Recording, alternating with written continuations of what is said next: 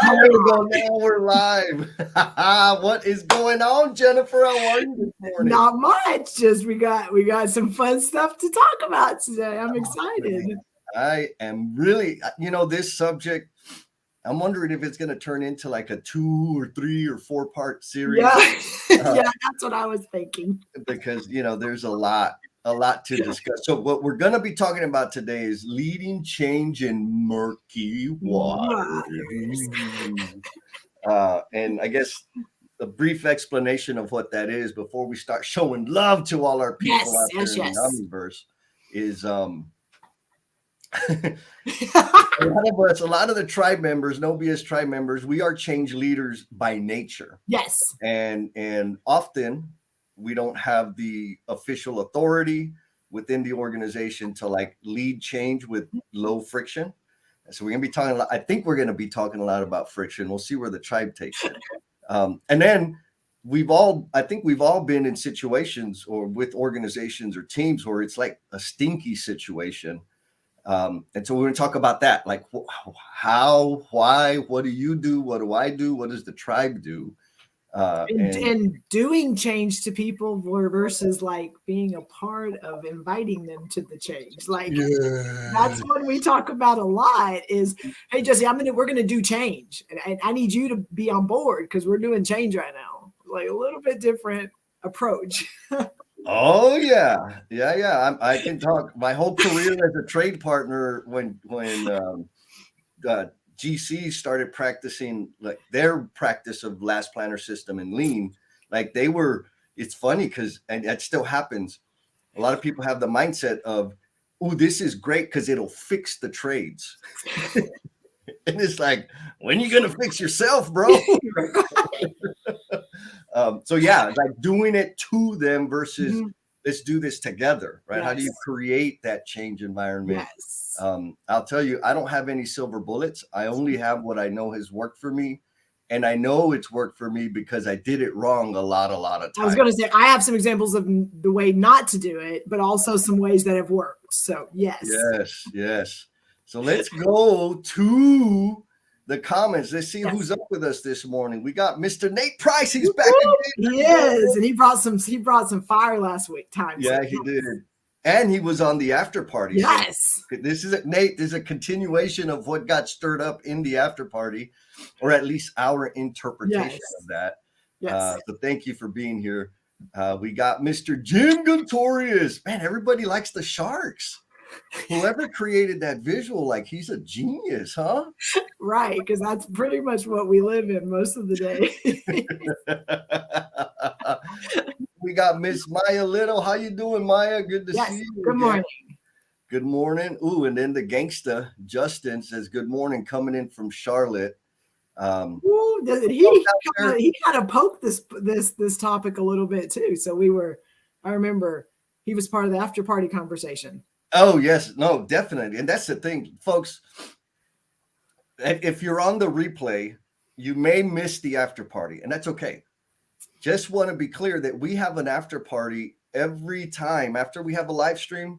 About 5 minutes after the live stream closes, we start the after party on LinkedIn live audio thing where we can all have a nice, deep, richer dialogue where it's not just the talking heads up here the whole time. And Justin brings it. The tribe members that show up to the after party, they don't play. Like we get real, man. It's amazing stuff. And plus, we get to know them better, right? Yes. We hear their voices, get to hear the inflection, their passions, and there may be a little frustrations, and all of those fun things. Yes. And like the significant thing is they are all forward-thinking individuals, right? Nobody's complaining about anything that they're not actively working on, right? So it's not the whining station. No, it's not. Let's arrange our thinking, right? Maybe twist it up a little bit, but it's about growing and leaving this place better than we found. Man, we got a bunch of. We got a lot. We got to get to them because they're awesome people. Sean Smith says, "Good morning. What's up, Sean? How you doing, my man? Yes, appreciate you, sir. For like he shares." He reposts a lot of our stuff.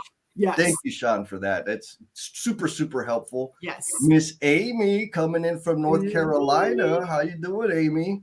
Man, we got a bunch of people. Bradley, he says, getting over the hurdle of actively employing change in a worry environment. So that means, translation, y'all, Bradley's going to bring it today because he's got some experience. And here's the person that we can blame for the topic. For the topic. I'm joking, Bruce. How you doing, my man? He's coming in from New York City. And this has been on his mind for a while, and we're finally touching on it, Mr. Bruce. So let us know, help steer the conversation. Then we got LinkedIn user. She says, all right. Leading change, lessons learned, and any change initiatives is the most critical review phase. Yep. And so, folks, we are going to be tapping into you for your best practices, your cheat codes, your lessons learned, because that's what this is about, right? How do we, as a community, help support each other and grow together? James Gable with the Uncommon Communicator coming in from Colorado. Man, I wish I was in Colorado right now. I like Colorado. Mr. Buddy Brumley, where the sharks are nipping at his butt. I love it. Oh, here we go. We got LinkedIn user coming in from Jakarta, Indonesia. We international, girl. No. Yeah, that's Albert. That is Albert. Albert, appreciate you, my man, for all the support. And folks, y'all need to follow him. He posts some pretty insightful, thoughtful stuff around people and HR and this sort of thing. So another amazing professional tribe member. Yes. Jerry Aliberti. Good morning. Jerry, I owe you a call, and it's probably going to be 2 weeks till I call you, my brother. I flaked out on him. We were doing a live stream. We had scheduled a live stream together because he does one every week of construction-oriented conversations. And I had a personal emergency that I had to take care of. So I flaked on him. But Jerry, I'll be hitting you up in 2 weeks because I'm going to be flying around here the next couple of weeks. Chief Marketeer is back. The Chief Marketeer has made it back. And folks, I want to give a shout out, and everybody, let's do some claps and some hearts in the comments for Adam. Adam, DJ Hootie Hoots, is not going to be running the back of house today. He's being dad today. He's spending time with the family, and we want to celebrate that, right? We're making priorities and spending time with his family. So Adam, thank you for demonstrating the behaviors that you seek and that we seek. Yes. That's what it's all about. So two things. One, scroll back up because you missed Leslie. And then I'm going to make sure everybody knows if you're listening and you've not engaged or not typed, and that's okay because we know sometimes it takes a little bit. But if it's your first time on the live stream, first time you've ever listened, please drop a blue heart in the comments so we know, so we can give you some love, because we want to make sure everybody knows that this is a community and a tribe, and we always try to elevate each other and kind of be there for each other. So first time, blue heart. And then again, all of those in the comments, please jump on those blue hearts. Also, let's listen and watch what everyone else is writing. Most of the stuff happens over there while Jesse and I are just talking. So continue to add your gold nuggets over there. And then I think that's all I have right now. Leslie, how you doing, Leslie? Another gangster that y'all should be following. Yes. Have you seen her videos? Oh my gosh, they're next level. They are. Yeah. So go follow her, and her content is like awesome. Yes. And then Hoots, he's swimming on the edge today. The edge of destruction. All right. So before we go jump into the conversation, the reason people showed up. We got a little announcement for the folks out there. Yes. And where is it? Let me find it. Boom. You know anything about this? I do. So this is exciting. So Jesse had this crazy idea, and somehow it's turned into something way bigger than just an idea, because he's a big idea to action guy. So he decided we needed to have some little bit more intentional conversations about those people out there, us, everybody in this tribe, people out there leading change in their companies, in their spaces. And sometimes you may be the only one in those spaces like that really can understand what's going on. So how do we get these change leaders in a space where they can grow, they can learn, they can be better listeners, they can ask more interested questions and not try to solutionize or solution shank the people that they're listening to and they're talking to, because we're really good at coming in going, you should do this and you should do this, and I have the answer for you. And sometimes that's not, most of the time, that is not what needs to happen. Because if we're asking the question, sometimes they can get there and figure it out on their own. And that's what helps us grow and helps us continue to be able to, you know, our brain gets different, our mindsets change. But if we come in and just give the answers and, oh, this is what I've done, this is what's worked for me, then sometimes that doesn't help. So you've created a space, which is amazing. We call it the emotional bungee jumpers, because that's what it is. And it talks about, really focuses on vulnerability, transparency. How do we come in and grow as leaders and then be able to show up in our spaces better? And that's my summary. Yes, that is the whole point. Thank you, Jen. Sounds like you've done it once or twice, huh? For like over a year, and I still like a year. Let me be clear. So we've been doing. There's a group of us that have been doing this for a year, and then we launched emotional bungee jumping in January, and so we've got people that are jumping in and joining in this group, and we went through another exercise last week, and I've been doing it for a year, and Sean's comment was, "Oh, Jennifer is fallible. Like, she still doesn't have this crap figured out." Absolutely, I do not. I'm still learning and growing and trying to get better. And there's times where I'm not great. And so, yes, it is an evolving a space for sure. I'm dropping the link in the comments, y'all. So if y'all are interested, or rather, I'll say it this way: for those that are interested, hit up the link, get some information. If you know somebody that may benefit from it, feel free to share that link. The early adopter rate expires March 17th. So we won't be seeing y'all again until after the early adopter rate is gone. And that's why we wanted to share it with you guys. And that's also, I want to be clear, we are still going to continue doing NoBS with Jen and Jess. Yes. This is not going to stop. That's just it's an added element for people that really want to dive in and have a different type of experience. Yes. And we got some gangsters in there. I'm not going to share who's in there.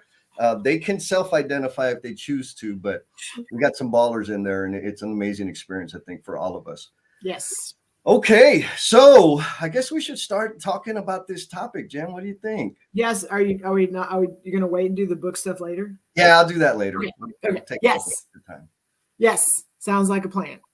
So the people want to know, Jennifer, how do you work through the friction of leading change?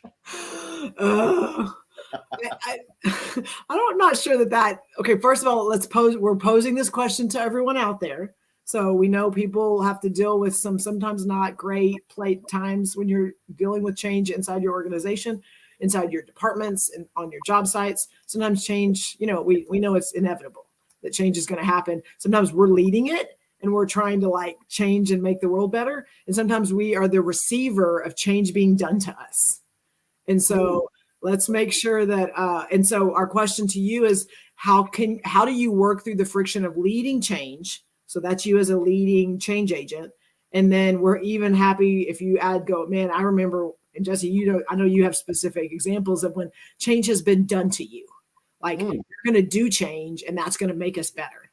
And so I'm going to flip it right back to you and go, so when we're talking about change, I know you and I have talked about this, there's a couple of different sides to it, because, sometimes we are these change agents, but we're also ones that we didn't just become these change agents.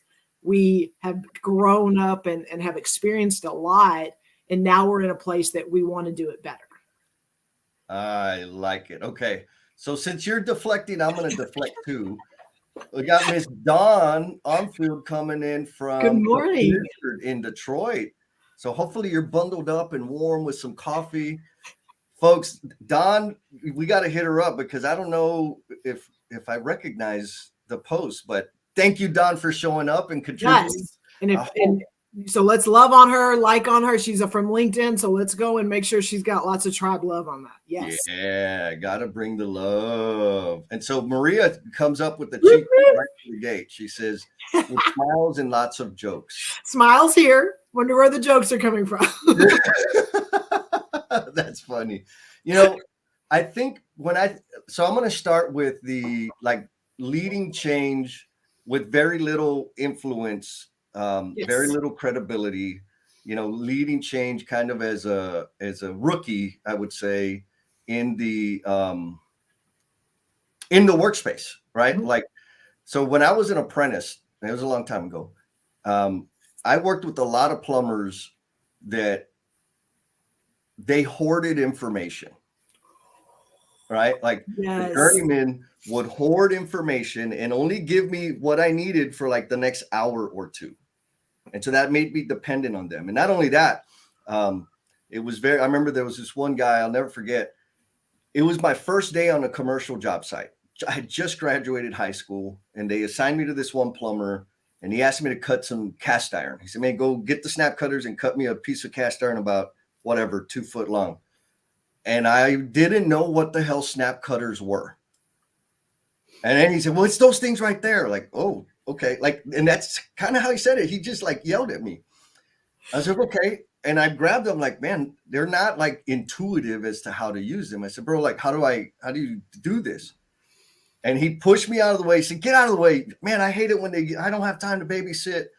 So he gave me a plumb bob, sent me upstairs. He said, drop this plumb bob down the hole and stay there until I call you. And I thought he was giving me an important task to do. What he was doing was just getting me out of the way and left me up there for hours. And then the foreman on site came and saw what was going on. And later on told me like what was happening. And so that's just one experience, but there was a ton of experiences of me working with different journeymen that made me like decide, like, I'm not going to be that way. That's not cool. It's not an environment that I'm enthused to show up at and really even open to learn, because I'm always in this like defensive mode. And so it was interesting because I got switched to another project eventually because that project ended, and similar things. So I kept seeing the same type of pattern. And so I took it upon myself to be the spokesperson for the apprentices and talk to the bosses about how they're not cheating. And this was before the toxic everything existed, right? This was back in the day where it was just like, shut up, stop complaining, do your damn job. You want feedback? You got your check last week, right? There's your feedback. And so I was advocating for me and for the other apprentices. And what I became was the squeaky wheel, right? Because I've been in the trade a whole 10 months, maybe a year.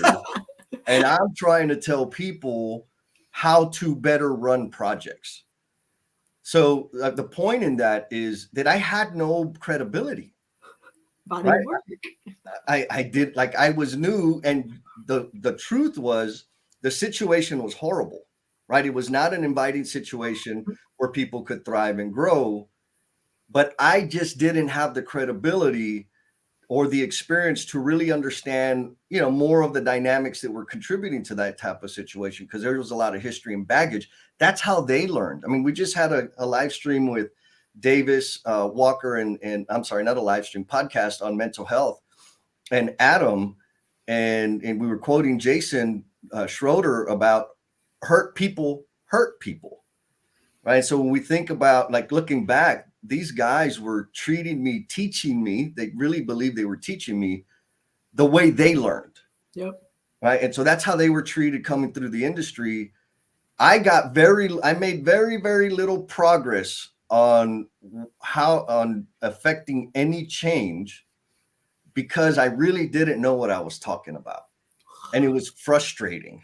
Does that sound familiar at all, Jen? Yes. I mean, we are products of this cyclical environment. Like it's not all of a sudden somebody shows up and goes, I don't care about people. I don't care what I do today. I don't care that they get home safe. because I need my paycheck. Like, I don't think people show up that way. I think that people show up eager, and they may think they have, knowledge and understanding. They may not have all the experience, like you said, that everyone else on the job site has. And so you and I talk about this a lot. There's a balance of, understanding how to do your job and how do we make it better. And so I think sometimes we get so caught up on that, the nuts and bolts and the blocking and tackling, that we forget that there also are ways to improve. And so you and I, we just talked about this the other day or yesterday, is that we've got to find the balance. But if we are those new people coming in, those apprentices and things like that, we've got to make sure that we're not trying to yell from the rooftops that something's not okay if we don't have a body of work, if we don't know how to do our jobs, because then we don't have the credibility, which is what you just said. So it's a balance. And I think that's important to understand. It doesn't mean that your ideas don't matter. It doesn't mean your voice doesn't matter, but we also need to make sure that we're listening. And so I know there's some comments over there about communication. And when we're talking about change, how you communicate it is key. And I mean, I know that from experience. I know that just within my firm early on, it's like, oh, there's a better way to build. When we're using lean tools, when we're creating an environment using lean construction, like, it's a better way to build. And if you think that you can walk in to a group of very experienced, seasoned people that have made money, that have met schedules, that have done and had success their entire career, and you can come in and go, I got a better way. I don't care if you've had 50 years experience or you have 2 years experience. If you walk into a room with people that have had success and you tell them, I have a better way to do something, you need to listen to me and we're going to be better, you're going to fail. Yes. I'm just going to say it's not going to work. Yeah. And so that's essentially what I was doing, right? I'm this little squinkler that just entered the trade, and I'm telling all these gray hairs they're doing it wrong and my way is better. Like, that's what was happening. So James Gable, he's lived it, right? He says he grew up in the same level of apprentice darkness. I've applied 2 levels of leadership learning in the trades: be like or be better. My be like list is way smaller than my be better list. Oh, I like that.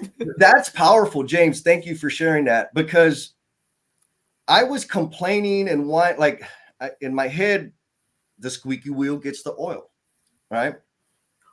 But the broken wheel gets replaced. True. And it also squeaks a lot. And so I had to take that into account. And what do I mean by broken wheel? Well, if I can't perform the core functions of my work, like I don't have a command of them, and I'm squeaking all the time, I'm broken. I'm about to get replaced. And so that was a thing that I had to learn. Luckily, I never got let go. Not in the trades. I worked at a gas station. I got fired one time working at a gas station. Anyways, and so it was important that I built the skills and understood how to do the job. And also, like James said, and so this is a takeaway for folks out there, if you're trying to lead change and you're still also developing the skill set of your core responsibility, you got a lot. You're going to be learning a lot about doing the job. That's easy. Yes. But the poor leaders, take notes, because they're teaching you of what not to do. Back to James. That's okay. And that's okay, because you can learn from that. Yes. And you're going to find some gold nuggets with some of the leaders. But the point is, it may be a situation that leaves you leaving discontent, but learn how not to do it. And like you said, there's a ton of conversation here about communication. And so we got this one. He said, I just want to get this off my chest. Do it. In context of leading change, communication is key. There's no such thing as communicating. Well, yes, but no. You see, communication is only one of the initiatives in leading and managing changes. Also, information overload is real. How do you feel about that information overload idea, Jennifer? Well, I 100% agree. So I am going to say yes.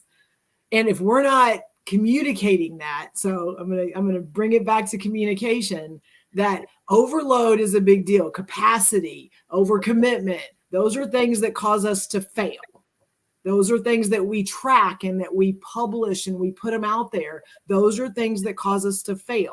So if we're not early on, when we communicate all these great things and all these things that we're going to do together and it's going to make us better, and if we're not clear, and I've been there where I thought it was clear and I thought it was communicated, and then when you get the resistance and the pushback and we got work to do and we got things to build and we don't have time for all this other stuff, it wasn't.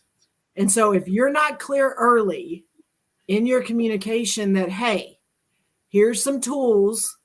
Let's be clear. We got a toolbox with a lot of tools in it. Okay. You and I have talked about this on a couple of other live streams. Not every tool fixes every problem. And so we have to be clear in how we communicate that out to our teams when we're kicking stuff off, early onboarding, alignments, things like that. Hey, here's a toolbox. We got a lot of things here. All of these tools may not work for your team. All of these things may not be what you can take on. You don't have the capacity, you don't have the experience, you're still trying to do some other things, but that doesn't mean we just throw the toolbox out and we don't use it. So we've got to be clear. Hey, we're not saying we're loading you up with all these tools. So just take them on and kind of figure out how to do your job and also carry all of these tools on your back.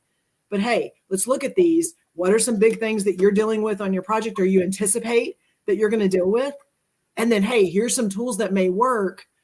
Why don't you see what they can do? And then, you know what? Throughout the project, always, there's going to be other things that pop up that we did not anticipate, that we did not plan for.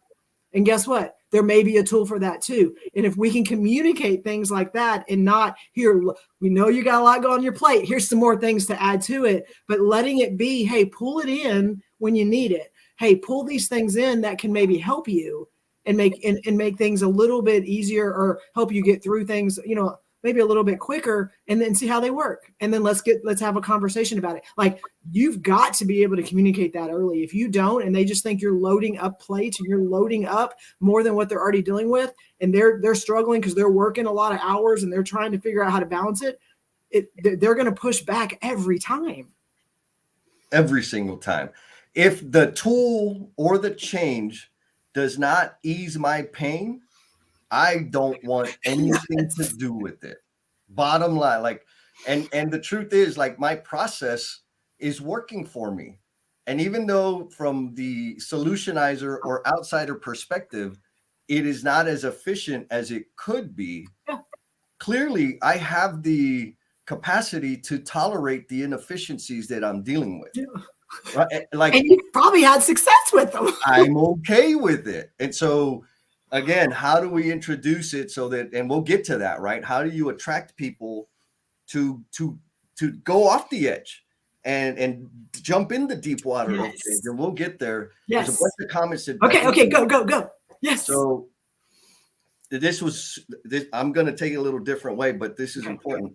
Considering the change impact on people of all levels might be the other critical element of leading change. And that is something super deep, super deep. So we need to give some claps and high fives for that one. And here's why.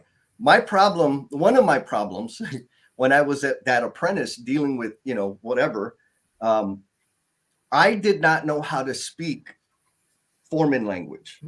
I did not know how to speak in such a way that my message would connect with the superintendents. I did not know how to communicate my issue to executive leadership.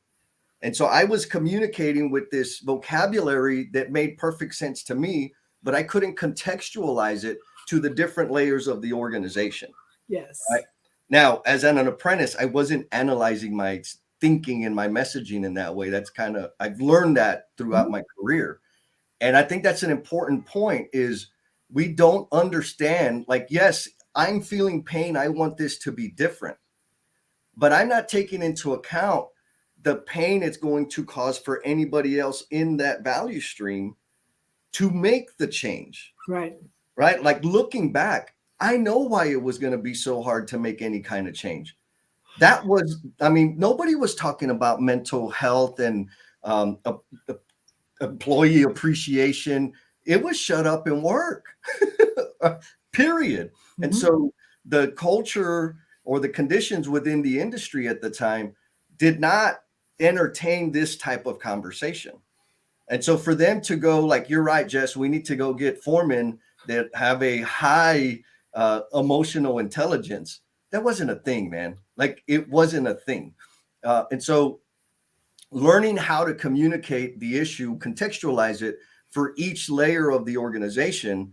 When I figured that out, man, it made things so much better. But it forced me to have some empathy for those people and understanding what they're dealing with and understanding the pressures and the strains that they're under that are detracting from the change it is that I'm seeking. What do you think about that? That sounds fair.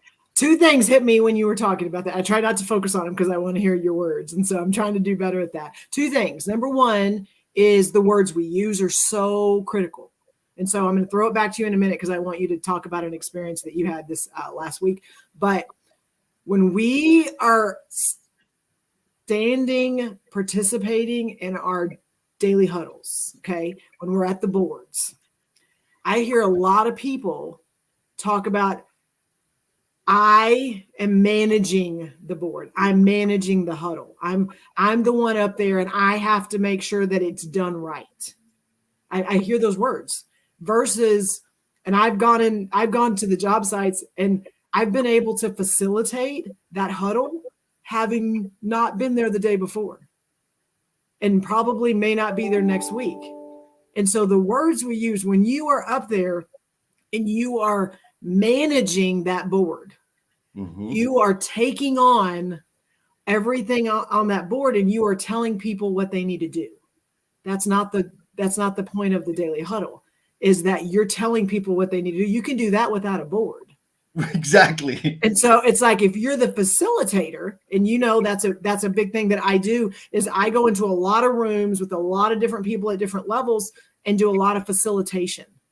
And the magic of facilitation is, and that goes to the other point, is when you know how to walk into a conversation and you don't have to have all the answers and you're not the answer man and all you're doing is helping connect things and bridge gaps and, oh, pull this out of here so this person can hear. When you're in that space and people see that, oh, they're just trying to help, or they're just trying to help. Oh, and they're okay. And they're asking really good questions that now more data and more information is coming out that wasn't out already. And now the conversation's growing and now we're getting more information that now we can make better decisions. That's the space we need to be focusing on. And we get so caught up in, I got to be the smartest person. I have the answers. I have the experience. We forget that, yeah, somebody may not have the experience and the answers that I have, but if we're asking the right questions and creating that space, there could be other things that were not even identified yet that someone could bring up that then can turn into something so much better. Yes. Yes. And Amy concurs. She says, stepping back and taking a helicopter view takes out the emotion and allows for a more objective conversation. So like, and to me, when you were describing how like the best way to facilitate a huddle is like, let me just back off and monitor and, you know, poke and nudge as necessary or pull the information, ask questions, engage people. That's different than me driving my objectives, driving my agenda. And you get me, you help me, eyes and hands. Like if you're focused, if you're on the job site and you're paying attention to people's eyes and hands, and eyes are easy for me because I like looking people in the eyes when I'm talking, but you can see maybe someone that has something, but they're not going to talk. You have somebody that's maybe a little frustrated or a little bit, somebody made a comment and they're like, ooh, like you can tell if you're paying attention that you can engage people into the conversation, or you can ask questions and get more information without attacking or without making somebody feel super uncomfortable, or they're scared to say something because then it's going to be something that may not set right with somebody else. Like there's so much going on that if you're just paying attention and it's important that you can engage and you can really have a lot more fruitful conversations. Yeah, fruitful conversations like the ones that are happening in the chat right now. Tell me. Yes. Killing it. So Bradley says, taking the time to establish your posture as patient and tolerant enough to read the room big time. Ascertain the collective recipient's positive, was it? Proclivity. Proclivity. Man, that's a fancy word. To even be changed, yes. And engineer design delivery that encourages and almost requires feedback during implementation. You got to have a feedback. Like, Yes. let's just say that. If you're driving change, feedback loop. If you don't have a feedback loop designed into your change initiative, it is not going to be sustainable. Correct. And Steve has a good point on that. Being humble and realizing you are most definitely the change at some point doesn't hurt with developing the delivery. So self-awareness, Yes. right? Self-awareness and being able to read the room and understand where people are is so critically important. Yes. And then Nate brings it. He says we need to pay attention to the non-formal underground culture in an organization. Jen, have you ever seen an informal underground culture anywhere? Every single day. It's real, right? It's a real thing. If we want to cause change, there needs to be a perceptual change for the tribe. And that is best accomplished by understanding and helping the daily rituals and social networks, right? Serve everybody. Changing a policy, oh, I love this, does very little. Convincing a mid-grade, mid-performing journeyman can drive change all around them. Bam. Like, so in Jesse language, sending out an email saying thou shalt is going to get you very, very, very little. It's probably going to get you frustrated because you're going to say, well, I sent the email. And what's all mixed up in there with this underground culture in an organization is the relationships. If you don't know you have an underground culture in your organization, it's probably because you're not connected to the people.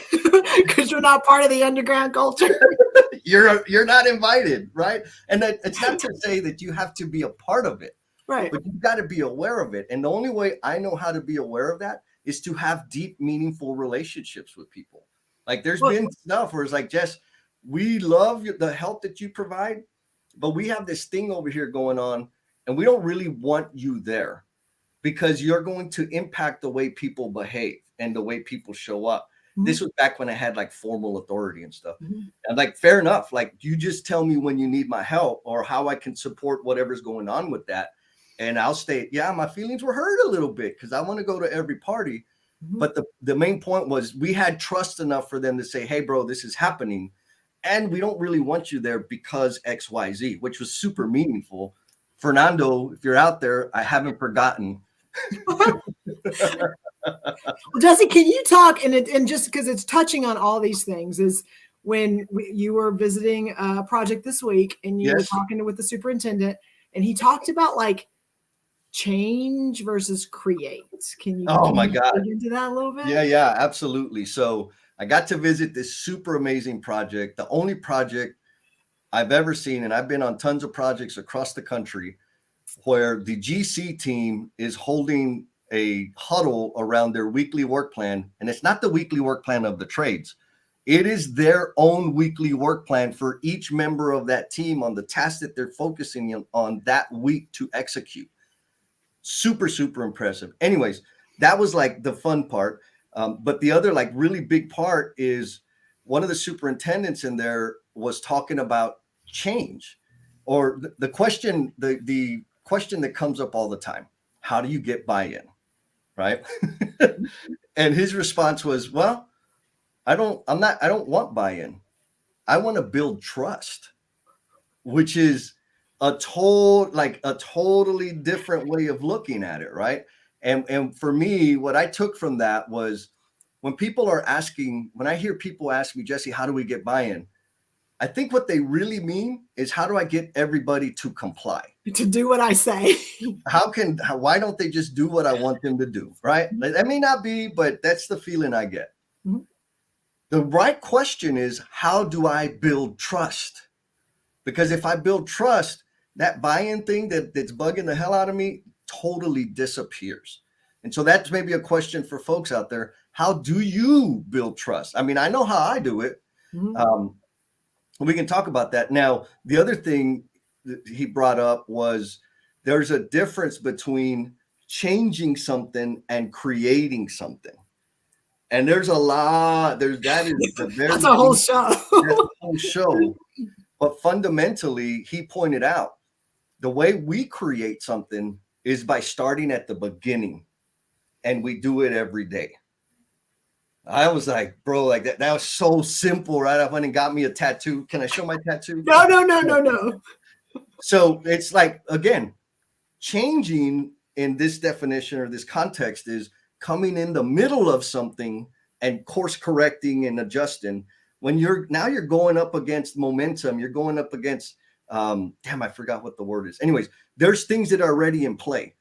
And so we're trying to shift, and there's friction, there's pain for everybody. Everybody's going to experience some kind of pain there, as opposed to creating from the beginning. How are we going to do this damn thing?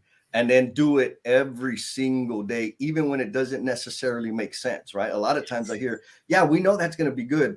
And we're going to start it when we get more people on site. Yes. Start now, so that when people show up, they know, oh, this is the environment. These are the rules of the game. This is how we're going to play. Okay, so I'm going to give the shout out because you don't have to, because I get to work with Nick Jackson a lot in his job, and he's blowing some stuff up. So those of you that are on LinkedIn, just go blow him up and just tell him that you heard about him, and we need to give him some love, because he's one of our leaders, and he's out there leading change. He's supporting it, and you got to hang out with him a little bit. So anyway, it was cool. Totally, I was glad to be there and to see that. Competing enterprises or competing firms are supporting each other in their learning and sharing best practices. I mean, the ball's rolling, right? Like if you're not doing that, you're falling behind. If your firm is not doing that, you're going to get left behind, because it is happening right now. Yes. All right, Bruce. Okay. Sorry, Bruce. Took so long for me to get back to your comment here. He says, like, the reality, he's been in positions like this, and currently he's watching a situation close to him where individuals are, what he would say, based on what you were saying, is adapting to or surviving negative change or circumstances. You ever seen something like that, Jen? I mean, yes. I mean, for me, it looks like, is it organic change? Are you like seeing where the buy-in is, who the people that want to do it?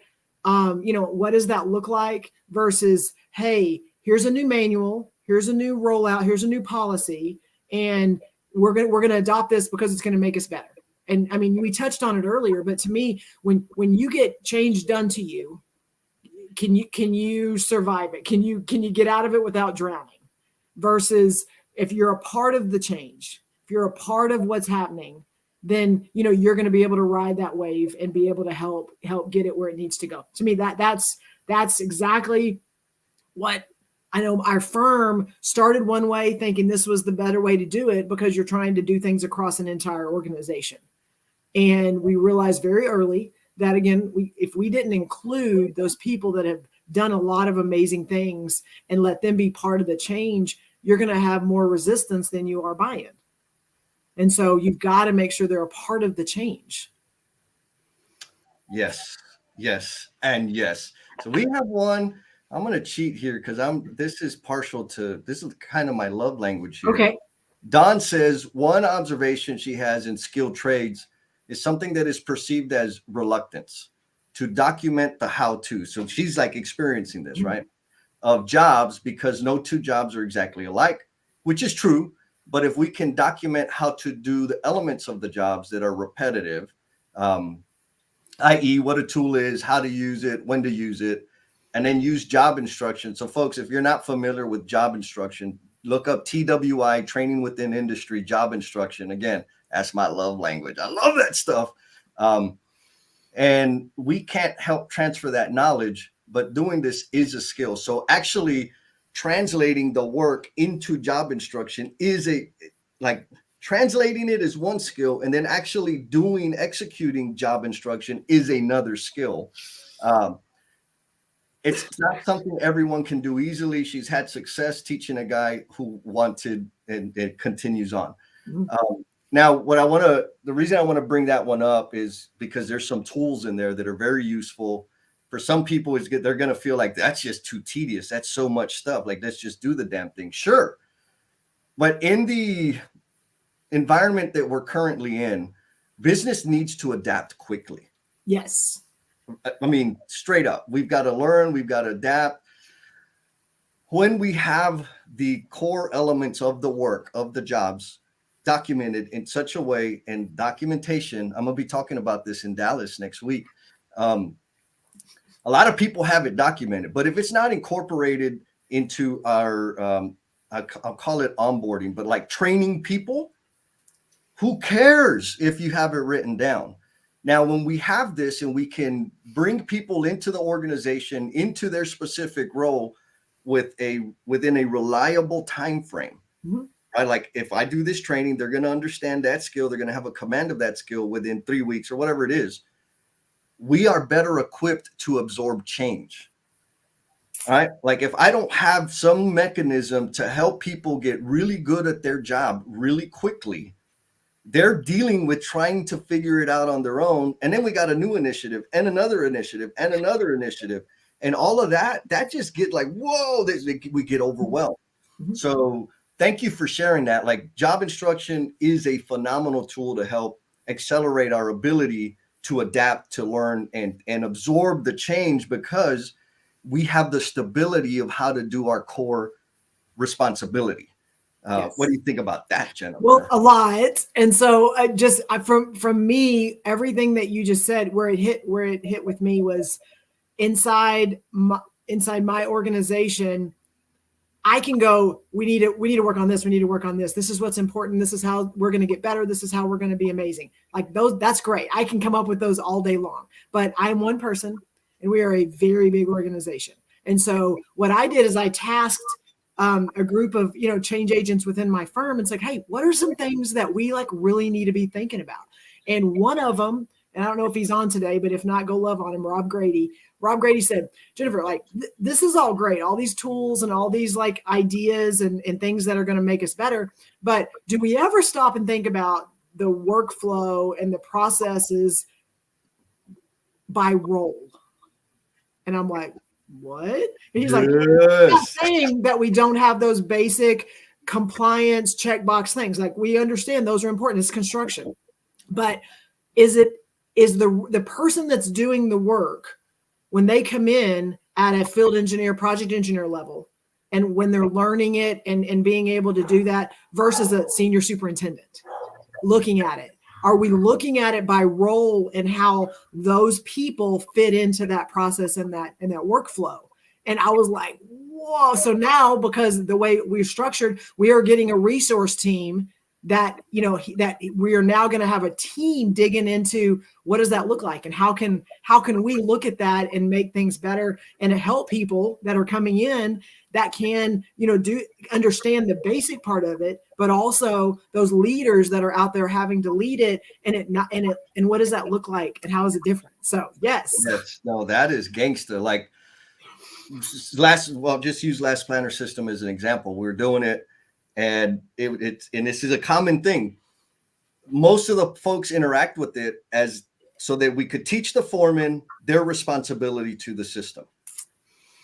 And nobody else understands their damn responsibility to the system, and nobody's talking about it. And so you wonder why it doesn't stick. Was because you're making me do something that you're not doing, and you have a responsibility to it. So that's what I heard from what you're saying is this thing. And everybody in the org, or maybe not everybody, but people on the team, there are different responsibilities and expectations from the system for each level. Yes.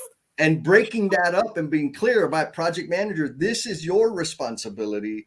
Superintendent, this is your responsibility. Foreman, this is to the one system. You think about like, okay, let's just do like a quality program. Like, is the field engineer, project engineer, APM, superintendents, their role in a quality program versus another person's role? I mean, they may not all be the same. Safety, to me, I feel that's across the board, but there's things that we say, here's what it is, but like somebody's not going to be a part of that. And so have we looked at it from different roles and how can they support it? How can they help when it comes to getting that across the finish line. Like that was like next level. Yes. Yeah. On James Gable, he says he stole your idea. No, he's interacting over there with Albert. James, you need to be paying attention here. Albert can't be sharing notes out there. I'm joking. This is awesome. He says his company is rolling out a new scheduling software this week.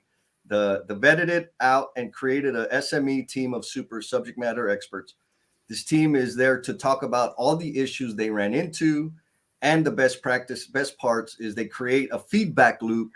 Great change management. So deploying change requires a change management type of thinking, because it's not just, pull the trigger and make things happen. So Steve Martin asked a question or made a comment. Okay. And I think it's really important. Maybe we could, we're still going. Okay. So he says, I've learned to break this topic into two areas: change and sustainable change. Thank you, Steve. He uses different cheat codes for each. If want to discuss deeper, join me at the after party. He's already marketing it. He's like, got it. I think, we're going to explore that, because there is a difference between change and sustainable change. Well, and I got a story when you get done doing your thing. Go. No, well, and so Emerson made a comment, because I presented in Congress last year on data, and we talked about data, and we dug into how we capture data, how we display data, how we communicate data, the transparency of it, how we kind of sometimes it's pulling the curtain back, and so a conversation I had with one of our leaders was, we were talking about what I was going to present on.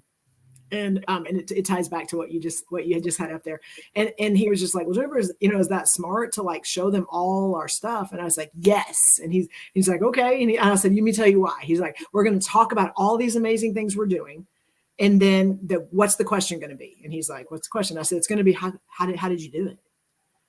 And my answer gets to be, because I have 100% leadership buy-in. With 100% leadership buy-in, I was able to do this and make it sustainable versus it being changed, that this is great, we had a success, we're able to celebrate it and put it on social media, and this is great, but it's not sustainable. It doesn't happen over and over and over again. They were able to celebrate it, and then they go back to this different environment. I said, but when you have buy-in from the top and you have change agents in your company that are elevated and empowered and given autonomy, it's sustainable over time. And for us, it's been a little over almost 8 years where it's just, we started organically and it grew. But because of that leadership support, it has been sustainable. And right. And it didn't start that way either. No, it did not. We're going to talk about that in 2 weeks in Vegas, aren't we? Yes, man, we definitely are. So folks, I want to switch gears here a little bit. And start thinking about this question. How do you engage people that are on the fence, right? Yes. There's the 20-60-20. 20% of the people are your early adopters. They always get the new fancy whiz-bangy thing. They're open. They like trying new things. They love experimenting. 60% of the people are, I call them the frozen middle, right? They're not going to jump on. They want to see, like, is this initiative actually going to continue? Or are we going to throw this one away like we've done the past 15 years? And they are not going to adjust until they see that it's going to stick and there's some value for them. Yeah. And then there's the last 20% that they're like me. They're just not going to change. They want it their damn way, and that's the way it's going to be. And so what do? Focus on the first 20%, the early adopters. Celebrate them, support them, provide them resources, because they are going to help vet these things out. Kind of like James's example of having a group of subject matter experts so that they learn and understand for the organization, so that we can design something that is palatable for everybody in the downstream, right? The frozen middle. Sometimes that last 20% comes around, but you can ask all my exes. I don't come around. Like, it just stays that way. So while y'all are thinking about this question, how do you engage people that are on the fence?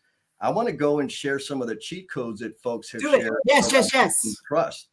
So Nate says, yes, Jesse, see and engage people at their level and bring them along, right? So we're not doing change to people.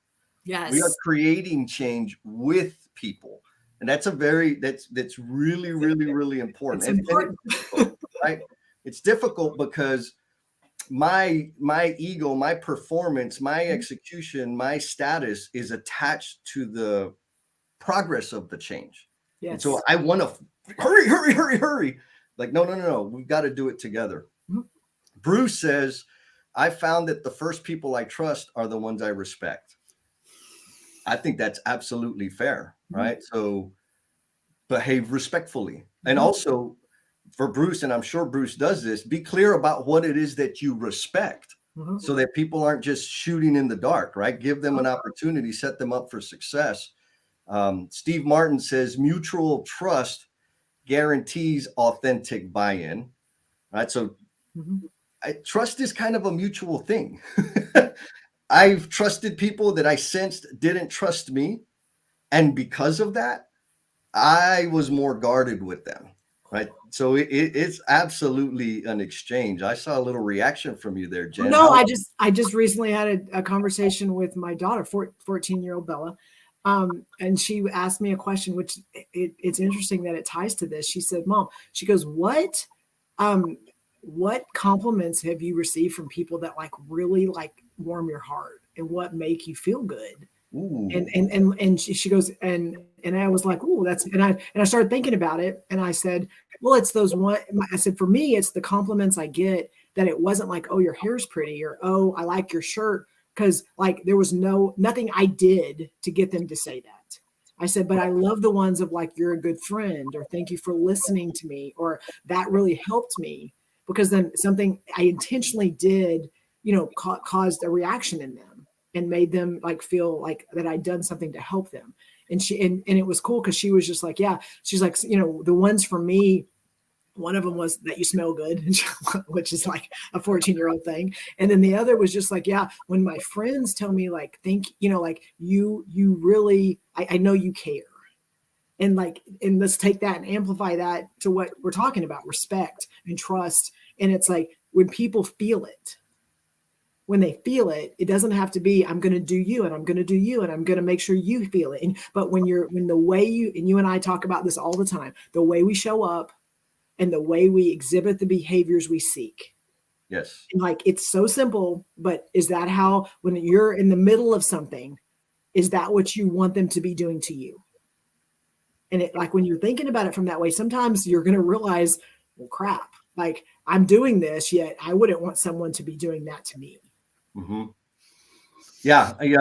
As you're talking, I'm thinking about feedback, and Matt Graves had a post about, man, I've been trying to get feedback and all I get is it's good, it's great, it's awesome. And so in this thing, right, I have a little survey that I created. It's very specific about the feedback I want. Mm-hmm. One of the questions on there is, what do I do that helps you trust me, right? How did my messaging impact your thinking? Mm-hmm. That's what I want to know. And yeah, secretly, that's how I gather compliments. Like those are really meaningful to me, and I want to know how I do it, because I want to keep doing it, because it keeps me getting invited back to the party. All right, so it's following up with what we say. Like, to me, that's a big deal. If I say it's a 30-minute meeting, it's a 30-minute meeting, maybe a 29-minute meeting. It is not ever a 31-minute meeting. Like, and those are little things, but when we're talking about trust and respect, and sometimes we don't get to go, okay, now I'm going to create this environment where by the time you finish, you're going to trust me. Like, we're not in that, we don't get to start with that. But if you say it's a 15-minute stand-up, or if you say we're going to come in and I really want to hear your thoughts, and we want to do something, and then you do it, you're creating the environment for that. If you say something and then you don't do it, you are not creating the environment for that. Exactly. And that echoes James's comment, where reliability to commitments and respect are a couple of ways he builds trust. Mm-hmm. Man, we got some major cheat codes coming in today. Nate says, kind and honest engagement with every individual and understanding that every relationship is singular. One-on-one, singular. Me and you, and then me and whomever, like that. Yes, gangster. So folks, I believe that with everything. Hugs, to me, that's why hugs are so important to me. And I know sometimes people are just like, oh crap. But like, I hug every single person because that is me and them. Like that is not a, ooh, we're all going to be in this kumbaya fireside chat. That's great. Those are great environments. But when you're hugging somebody or you're one-on-one with somebody, it's a game changer. Yes. Yes. And so I think we're going to transition to the cheat codes for like getting people off the fence. Okay. Do it. Sarah says, and folks, I'm sharing these cheat codes for the replay for folks that may not be watching the chat, because these are things that can help you drive change when you're in these murky waters, right? Like take notes, because some of this stuff is gangsta. So Sarah says, I have found, even if it was originally my idea, many people won't even realize that. My goal is to have people see it as their idea versus mine. This then means they buy in and see the value. Remove your ego. Just remove ego. Hashtag remove your ego. Yes. Right? Like that's, I mean, oh, that's huge. There have been many times on the Thursday and Friday or Tuesday and Friday calls where I'm like, wait a minute, that was my idea. And I say, you know what? It doesn't matter. All I need to know is that I'm helping somebody. I've planted some seeds and it's taken root. And that's the important thing. So Sarah, thank you for that, because that's a difficult one. That's a really I'm taking that, Sarah, just so you know. There you go, guys. I'm running with it. Evidence that Jen will steal your idea, but it's hers. It's totally hers. Well done, Sarah. Nate, again, he says, don't scare them away by yelling at them, and don't just tell them to get down. Go see why they have decided to climb over it. I mean, yeah, right? Like the question, and it's difficult. Somebody post? I think it was Justin posted something about. Well, I was going to bring it up, but I'm like, I'll just wait till the end when we wrap. But no, Justin put amazing post out this week that ties into a lot of the things we're talking about. Gangsta post on just the work and how our expectations of the work, and we created in this one little environment and think it's always going to be in that environment. It's always going to be, it should exactly be this way. And like, how could we expect that? We have to find out, right? We got to pump the brakes, take the time to understand why. Yes. Like what and what are the contributing factors to the situation? Because there's a lot. And how do we do that? Kind of like Nate said earlier, one-on-one. Let's go one singular interaction at a time, understand what the contributing factors are, so that ideally, kind of like the comment earlier about collecting data, if you're not going to do anything with the information, don't bug people about it. Yep. Gather the knowledge that's available, and then design something, put something into play that is going to mitigate or eliminate the possibility of that situation occurring again in the future. Well, keep that up, because you were a part of this conversation this week. Is when we think about safety, and we think about the safety police and people that come out and how they're perceived, but also how they engage with people. And safety is important. We know it is on our job sites, like if we're not focused on the value of safety, not the priorities can change, but when we focus on the value of safety and what that can be. And I think TJ said, if someone's doing something unsafe, yelling at them, okay, for that moment, they're going to try to not be in trouble. But getting them down, and I love this, getting them down and going, like, we want to make sure you get home tonight. Like, what could we do different? That's a different conversation. Yes, totally. Because you're not worried about compliance. You're worried about the person. Yeah, what? The human? The human being that's doing the thing? Absolutely. I love this. So Amy shares a cheat code. She says, pay attention to what people don't say. Invite them to speak in a neutral place, coffee, whatever. Like, kind of tying in Nate's comment and Amy's comment is they're made like the standing on the top of the ladder thing. I've done it. And the reason was it was the only ladder I had, right? Like it was an 8-foot ladder. I needed a 10-foot ladder. I didn't have a 10-foot ladder. I'm trying to get the job done. So that's why I did it. Did I ask for a 10-foot ladder? Yes, 10 times. Did I get it? Me on top of the ladder is evidence that I didn't. Do I know better? Yes, I know better. But I also know that every other time I've been on the top of the ladder, I didn't fall. And so there's this thing. Now, when somebody say, hey, bro, come on, get off of there. Let's talk. Then it's like, ooh, somebody's demonstrating appreciation for me, maybe I should just listen to them. That's a totally different thing, right? Like to this date, if there are no witnesses, I promise you, there's a high likelihood that I will stand on the top of the ladder. If there's people around that I know care about me, I'm not gonna, because they're gonna get on me about it, right? And because I know they care about me. It's a very, very different situation. And so, like to Amy's comment, pay attention to what people aren't saying, right? Some of our trade craft people, or in any situation, we're focusing a lot on construction because that's our experience. What they aren't saying is, I've asked my foreman. They haven't listened to me. So folks, like you, we have the opportunity to be the advocates for people that have been silenced. And engage them in the solution. 100%. Yes, ma'am. So Brad says, oh, again, knowing the languages your folks speak relative to their levels of responsibility. So we're not talking about Portuguese and Spanish and German. We're talking about the different code switching between levels of responsibility is crucial to implementing the vision and direction. Effectively describing it needs to encourage those other tertiary performers to learn a little of your language. And so that, again, how do we learn new languages? By communicating with people, talking to them, making it okay for them to say, what does tertiary mean? Right? Like, what does that word vulnerability, mean? Transparency, like those are like, oh, those are scary words sometimes. But I think earlier someone said, like, what we're hearing is a lot of the lack of transparency, lack of vulnerability because of what we're used to, the environments we're used to being in. Like, you can't be that way and be able to be successful. Yes. It's changing. Yes, here we go. Another one. On the fence demeanor can typically be read. Like, we know when people are on the fence. Bring them in. Have, again, this one-on, folks, if you're not catching the theme here, one-on-one interaction is a big deal.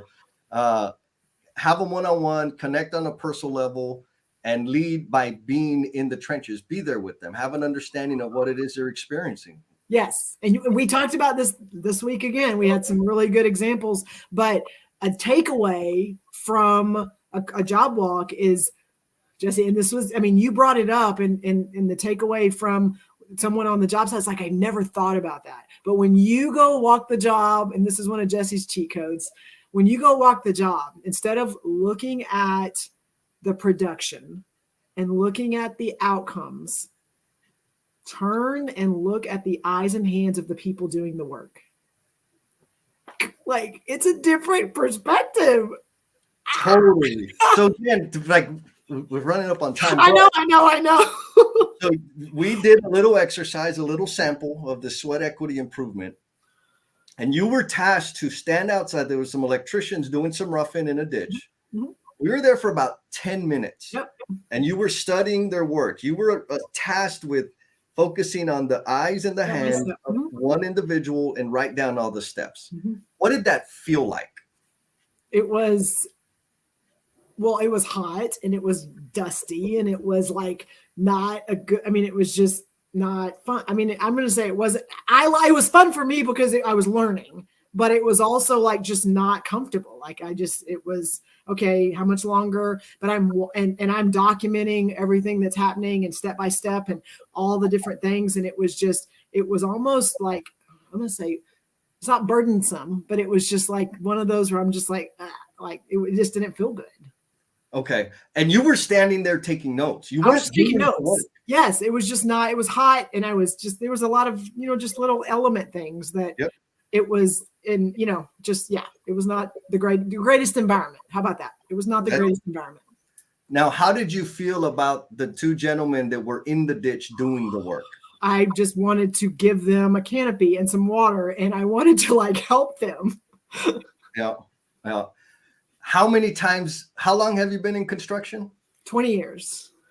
How many times have you felt that way before? Well, that's kind of my heart, but seeing it like that, I had not seen it like that. Like I had not watched it and felt it because I was seeing the stuff they like their hands and their eyes and what all the little elements. I hadn't looked at it that granularly. Yeah. And so my takeaway, Jen, is by doing that small little sample of the exercise, you built some empathy for the workers and what they were dealing with. Yes. And you had an energy around, man, how can I make it better for them? Yes. Not to them. Yes. For them. The things that stood out was it's freaking hot. How can we get them a camp, like a little tent? And can we get them some water? And what can we do to improve the work for them? Like that is the fundamental principle. If you're going to improve something, do it in service to the men and women that are experiencing the pain of the work. Yes. We didn't get to that part in the exercise, but that's the magic. That is the beautiful. Well, did you see Amy's like not just hands and eyes, but feet. Oh, yes. 100%. Right. Because one of them wasn't on his feet, he was on his hands and knees. Yep. That ain't comfortable. Thank you for that. And Maria says literally every time. I love it. So, folks, thank you for sharing your cheat codes. Everybody that's watching this on the replay, you're gonna want to replay it again because I'm gonna have to replay it because I missed all the stuff over there on the other side. Yeah, like we flashed up a bunch of the comments. There's even more even more cheat codes in the chat. So pay attention to those. If you're on the YouTube and the Facebook or the Twitter, find us on LinkedIn because that's where most of the comments are coming from. If you're on the other platforms, they're not going to come through the natural feed. So come on over to LinkedIn, open up a new account so we can be super connected there. Look at that. Brad says granularly, Jennifer Lacey, as a dude that's come up through the trades. Thank you for that observation. Yes, amazing. So we got 4 minutes, Jen, and I think there's some fun stuff that we want to talk Yes, we do. What is it? You recognize that picture? Okay, so we're going to do a disclaimer here that there's probably way more blooper outtakes of me and Buddy and Adam than there are Jesse because Jesse was the editor. We've realized when the editor has control, sometimes they don't put all of their maybe not so great examples in there. I don't know what you're talking about, Jen. Like I'm telling you, I put days in to finding my bloopers. It was just hard. Well, whatever. Anyway, we recorded our Lean in Love book with some amazing people. And so Buddy, we got him engaged and he's reading. He read some intro and some stuff. Adam narrated it. Jesse and I got to talk through our pieces of the book. And so a lot of people have been like, audiobook, when are you getting the audiobook? And we thought, well, we could do it like normal and just make it, check the box, or we can make it fun. And so Jesse has tons of video that I'm sure we're going to see on all the socials, but he also pulled in all the screw up things that we did that we had to redo and re-record and all that. And so that's what the blooper reel is. But we also, on the bottom, if you see, the audiobook is launching March 18th. And so it will be available for you to grab and listen to all the craziness of the book, but you get to listen to it in your car, in your ears, and all that. So Yes. So audiobooks drops March 18th. The blooper reel is available right now. I just put the link in all the chats. Would love for y'all to come and find, share your takeaway. So a bunch of people have already downloaded it and accessed it. It was a ton of fun. I was cracking up going through the edits because I know how goofy we were. And also, so the audiobook, you can get the audiobook now. If you sign up for the Emotional Bungee Jumpers on the early adopter rate, the audiobook is part of that. Yes. The audiobook will be available to the general public on the 18th after the early adopter rate expires. And in all seriousness, thank you all for supporting us, right? Jen and I were talking before we launched this live stream today about there's not a whole lot of instances where it's man, I'm excited to show up. And it's going to be, I know I'm going to have fun. I have a responsibility, but I also know that I'm going to get so much value from the interaction and hanging out with you guys. the questions, the comments, the thoughts, the ideas, they just fuel me and fuel this creativity, all this content that's coming out. So I'm grateful to all of y'all for breathing life into my life. Yes. Wow. All right, we're gonna close it out, and then we're gonna be the whatchamacallit? What's the thing? After party. The after party. So I've posted the after party links on LinkedIn. They're in the NoBS page. You can find the after party link there. I'm not gonna post it in the chat here because it does some funky thing on LinkedIn. So go to the NoBS page and you'll be able to find the link there. And we're hoping that you'll bring some good stuff. I know Steve Martin's already threatened or promised what he's going to be sharing with us, or where he's going to be taking that conversation, which I'm super excited about. And if you're not available for the after party, it's cool. Still love you. We will see you next time. What do you think, Jen? Yeah, so my closing comment is a takeaway I got this week from a conversation I had with one of our senior superintendents. And he said, Jennifer, this is all great. And people are engaged and they're excited and they're doing really big things. And they've committed time to do it and they want to be a part of this change. How are you recognizing them? And again, that's probably another show, but it had to take some steps back, because sometimes we get so ingrained in the change and what's going on and we're excited about it that we don't realize these people still have full-time jobs doing a lot of big things, and they're also excited about something new and different. We've got to make sure we're turning around and acknowledging them. And sometimes it's not just money. Like, money's great, but sometimes it's a little bit different than that. And so, like, think about that when you see people that are excited and making a choice to be engaged in something. How are you recognizing them? Yes, let's recognize one another. Beautiful. We will see y'all next time. Peace.